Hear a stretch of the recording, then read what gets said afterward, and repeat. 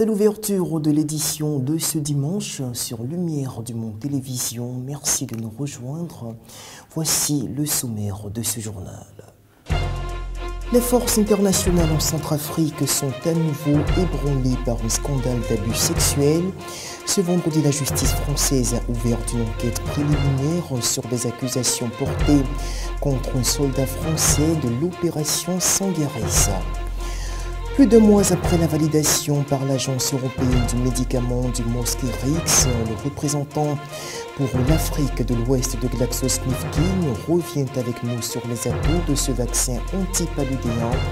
L'entretien avec Kébé Oumar vous sera proposé dans cette édition. Et après la publication de la photo tragique du corps sans vie d'Aylan Kurdi, quelles sont ces images chocs qui ont marqué l'histoire? Rendez-vous dans quelques minutes.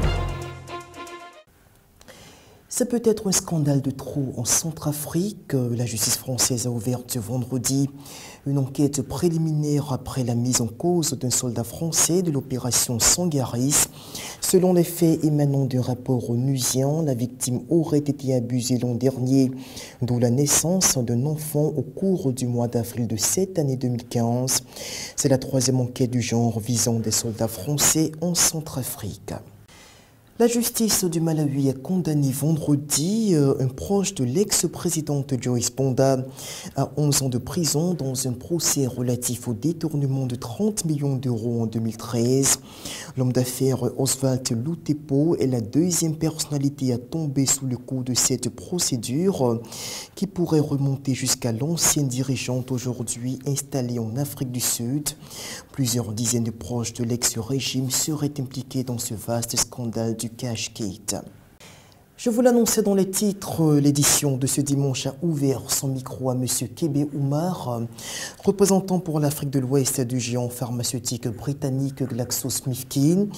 Le groupe a conçu depuis l'an dernier un vaccin préventif contre le paludisme chez les tout-petits.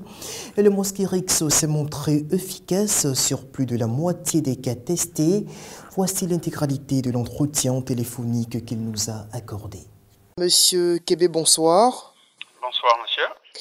Alors, vous êtes le représentant Afrique de l'Ouest pour GSK. Alors, dites-nous, quels sont les atouts du Mosquirix dans le traitement et la prévention des crises palustres chez les tout-petits?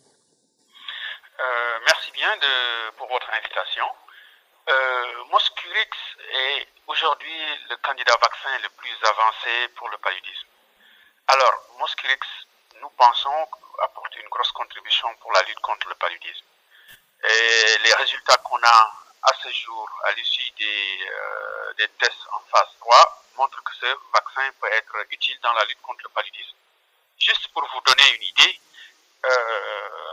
sur les 18 mois suivants, 3 doses de Mosquirix, les cas de survenue de paludisme ont quasiment baissé de moitié chez les enfants de 5 à 17 mois au moment de la première vaccination. Et ceci en complément des mesures usuelles qu'on prend, comme la moustiquaire imprégnée ou les insecticides. Donc nous pensons que c'est une contribution qui est intéressante dans la lutte contre le paludisme dans notre région. Ce qui veut dire donc que le vaccin a une dimension curative aussi. C'est un vaccin. Il prévient la survenue de cas. Donc, il n'y a pas d'aspect curatif, c'est un vaccin. Comme tout vaccin, il est destiné à prévenir les cas de palu. Et donc là, il a diminué les cas de survenue de palu de 50%. Donc, il prévient le palu, mais il ne traite pas le palu en tant que tel. Ok, alors est-ce qu'il y a éventuellement des risques d'effets secondaires sur la santé des patients, comme cela a pu être décrié dans le cas de certains autres vaccins? Alors, le profil de tolérance de ce produit est relativement bon. Comme tout vaccin, il a quelques effets secondaires mineurs, du type douleur au point d'inoculation ou fièvre passagère. Ce sont les principaux effets notés pour le moment, mais c'est vraiment mineur. Alors dites-nous, là le vaccin n'est pas encore introduit dans nos États ouest africains, disons africains de façon générale. Est-ce qu'on peut s'attendre à ce que après donc la validation par l'agence européenne de votre invention, à ce que de façon imminente, dans un avenir plus ou moins proche, les États africains puissent intégrer ce traitement-là dans leur système de santé? C'est ce que nous souhaitons et nous travaillons pour ça. Cependant, il y a un certain nombre d'étapes que le vaccin doit encore suivre jusqu'à sa mise sur le marché. Vous savez que au mois de juillet, on a eu l'avis favorable de l'EMA, l'Agence européenne du médicament. À la suite de cet avis favorable, nous devons également avoir une recommandation de l'OMS, une préqualification de l'OMS. Et nous espérons, après ces différentes étapes, être en mesure de soumettre des dossiers pour l'obtention d'autorisation de mise sur le marché dans les différents pays africains. Donc, tout processus consolidé, je pense que le vaccin devrait être disponible sur les marchés, disons, dans environ 2 grosses années, aux horizons 2017-2018. Ok, merci bien vous, Monsieur Kébé. Je rappelle que vous êtes le représentant Afrique de l'Ouest pour GlaxoSmithKline et qui donc a été à l'origine donc de la découverte du Mosquirix, le vaccin contre le paludisme chez les tout petits. Merci encore à vous. Je vous remercie. Voici à présent un reportage qui nous permet de faire incursion dans l'univers footballistique israélien, non pas pour une simple randonnée, mais pour découvrir quelque chose de tout à fait emblématique. Un entraîneur d'origine arabe dirige l'une des plus grandes formations de première division. Son nom, Salah Khasarma, un exemple qui pourrait faire cas d'école. Discret, il est pourtant en train de marquer l'histoire du football israélien. Son nom est plutôt méconnu de la scène internationale. Salah Khasarma, véritable symbole de l'Hapoel Kiryat Shmona, il vient d'en devenir l'entraîneur. Le premier arabe israélien à la tête d'une équipe de première division de football dans le pays qui ne soit pas issu, comme Bnei Sarnin, de la communauté arabe israélienne. Un titre, d'ailleurs, qui le gêne. Je ne suis pas d'accord sur votre définition de l'équipe israélienne. Ici, on a toujours voulu qu'il y ait des joueurs arabes. Je suis ici depuis 10 ans et je n'ai jamais ressenti de différence de comportement à mon égard. Mais j'espère que mon cas poussera d'autres entraîneurs arabes à accéder à cette fonction, que tous les entraîneurs, d'ailleurs, réussissent.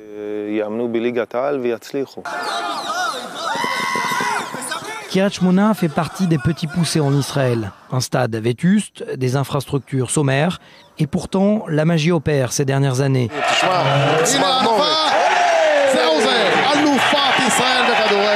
Un premier titre de champion 2012, Salah l'avait alors gagné comme joueur à 38 ans. Et depuis, le club fait partie du top 3 en Israël. Khasarma a d'ailleurs écrit l'une des plus belles pages de son histoire en remportant récemment le trophée des champions face au prestigieux Maccabi Tel Aviv. Ici, je le répète, à Kiryat Shmona, on ne fait pas de différence. Juifs, arabes, boliviens, brésiliens. Un même vestiaire, une seule équipe et une seule famille. C'est le secret de la réussite de Kiryat Shmona ces dernières années et cela va continuer.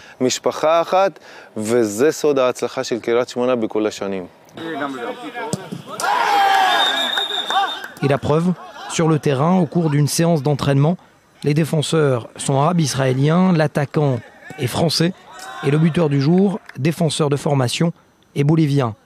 Un melting pot, l'identité du club, dans une ville située à 2 km de la frontière avec le Liban. Le projet de Salah Khasarma pour cette saison, rester dans le top 3 israélien, s'imposer comme un entraîneur de premier choix et pourquoi pas un jour atteindre la sélection nationale.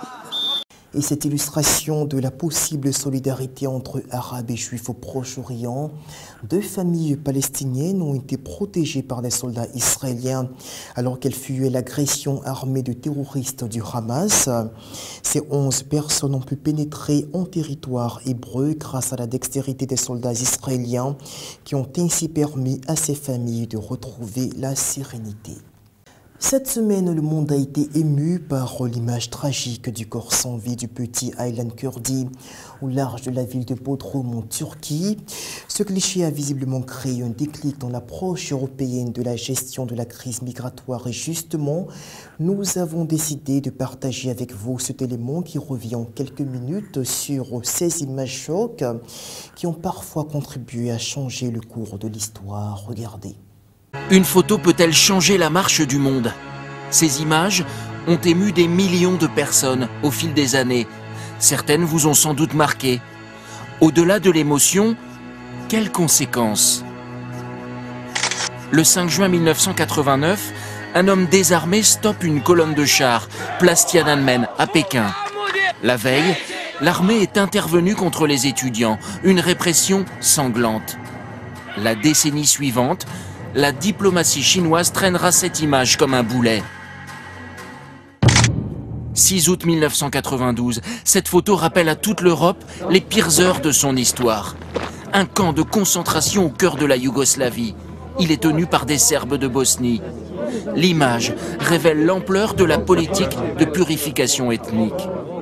Mais une photo peut-elle arrêter une guerre? Je pense qu'une photo contribue à faire évoluer les choses. Elle peut le faire. Elle ne le fait pas toujours. Elle induit une réflexion. Elle crée une polémique. Elle n'arrête pas une guerre. En 1972, ces enfants vietnamiens fuient leur village bombardé au napalm. On a longtemps dit que cette petite fille avait provoqué le désengagement des États-Unis au Vietnam. La réalité est un peu différente. L'image de cette petite fille au Vietnam, elle a rencontré déjà une opinion publique américaine qui en avait assez du Vietnam et qui avait commencé depuis quelques années déjà, à lâcher prise sur cette guerre du Vietnam, considérant qu'elle était non seulement inutile mais déjà perdue. Certaines photos ont quand même eu des conséquences très concrètes. En 1968, les enfants du Biafra émeuvent le monde.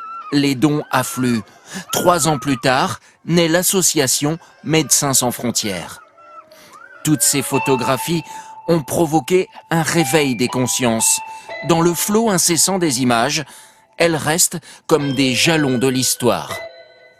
La crise des migrants toujours et ces chiffres alarmants du HCR sur l'afflux de migrants dans l'Est de l'Europe. Selon la porte-parole de l'instance onusienne Melissa Fleming, 5600 personnes sont entrées en Macédoine pour la seule journée de jeudi, d'où son appel à agir dans l'urgence pour harmoniser la politique de gestion du phénomène au niveau européen. 5600 personnes sont entrées dans l'ancienne République yougoslave de Macédoine hier, depuis la Grèce.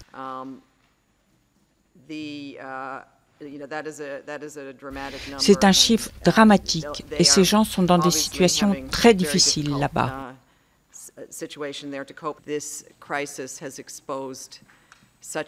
Cette crise a mis en lumière de fortes différences au sein des pays européens, au niveau des politiques, mais aussi des attitudes des différentes nations. Il y a un manque d'unité vis-à-vis de la prise en charge et de l'accueil de ces personnes.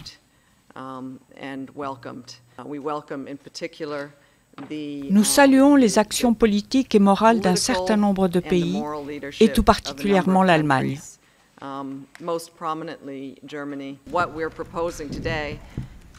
Ce que nous proposons aujourd'hui, c'est que de vastes centres d'enregistrement, offrant de bonnes conditions d'accueil, soient mis en place en Grèce, en Italie et en Hongrie. Ces centres doivent être des centres d'enregistrement de l'Union européenne, pas de la Grèce, de l'Italie ou de la Hongrie.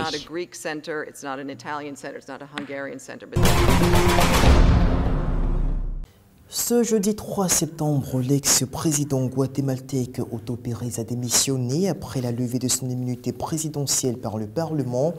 L'homme est accusé d'être impliqué dans un vaste scandale de corruption. Alors quel regard portez-vous sur cette démission forcée qu'il a d'ailleurs conduite en prison? Le public se prononce. En ce qui concerne la politique, il y a des institutions. Donc moi je pense que nul n'est au-dessus de la loi. Si les institutions permettent ça, il n'y a pas de souci.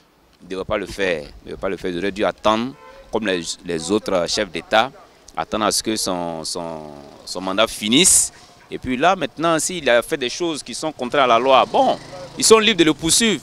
Mais en tant que président, je pense que c'est un peu déplacé pour ma part, en tout cas. Nous, nous sommes au-dessus de la loi. Et s'il s'avérait vraiment qu'il est impliqué dans comment on appelle, dans une corruption, c'est normal qu'on le démet.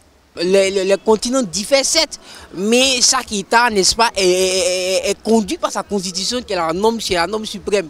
Bien, et puis je crois que ça pourra faire école, ça pourra faire cas d'école pour nous pays africains, parce que si déjà ça se produit au Guatemala, pourquoi pas ne pas se reproduire en Côte d'Ivoire, se reproduire dans d'autres pays, n'est-ce pas, africains. Mais je vais dire que le plus important, c'est de comprendre que nul n'est au-dessus de la loi, nul n'est au-dessus de la loi fondamentale qui est la Constitution. Ce que nous, Africains, on doit retenir, c'est quoi? C'est que si ça se produit ailleurs, ça peut se produire chez nous, mais ce qu'il faut retenir, c'est que c'est la Constitution qui, n'est-ce pas, régit tout État, et un chef d'État, fut-il un chef d'État africain ou autre, n'est pas au-dessus de la Constitution.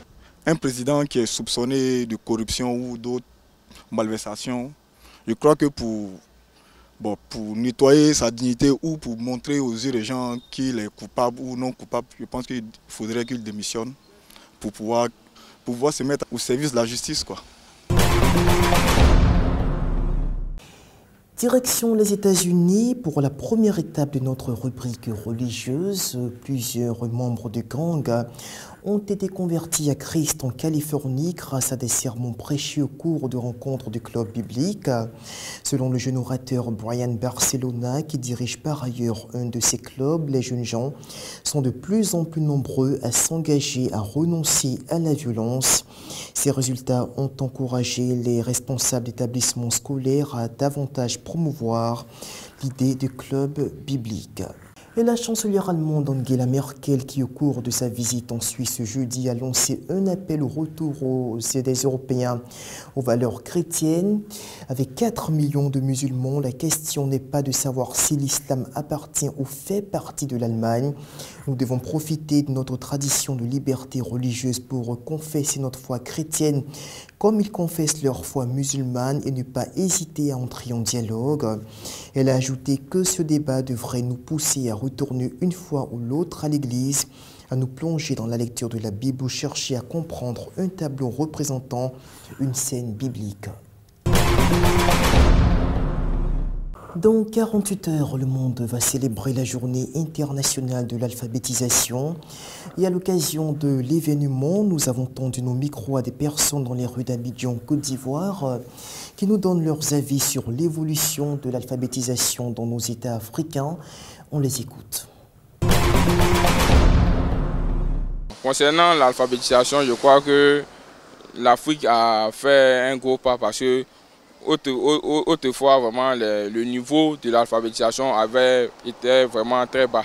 Maintenant, on voit que les filles de nos jours vont à l'école, ce qui n'était pas possible auparavant parce qu'au nord, les filles n'allaient pas à l'école, les filles étaient chargées de faire la cuisine pour les hommes. Maintenant, on voit que, en tout cas avec l'émergence, bon, le niveau de l'alphabétisation a pris un gros pas.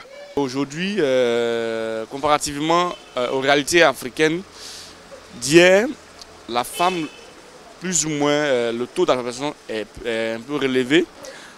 Parce que dans le cadre de mon activité, nous avons eu à affronter des établissements scolaires, primaires, publics ou privés, où nous avons rencontré des classes où le niveau des filles scolarisées était pratiquement équivalent à celui des jeunes garçons. Mais bon, tout n'est pas 100% parfait.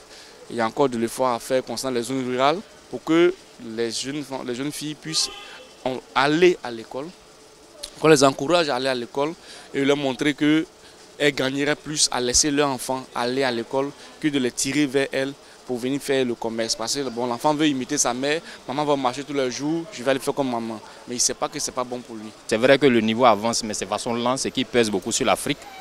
Donc nous sommes très en retard au niveau de l'alphabétisation, ce qui fait que le développement est freiné. Hein. Voilà. On ne fait que copier, on ne fait que suivre.